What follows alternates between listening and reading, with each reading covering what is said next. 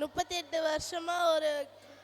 கால் முடியாத ஒரு சப்பானி இது குளத்து பக்கத்துலேயே உட்காந்துருக்கிறதுனால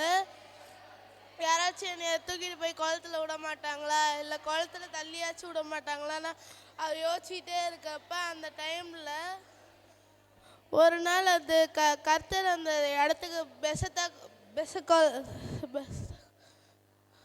குளத்துக்கு போகிறப்ப, ஏன் நீங்கள் எல்லாருமே உள்ளே போகிறாங்க, நீங்கள் மட்டும் இங்கே நிற்கிறீங்கன்னா அந்த கால் முடியாத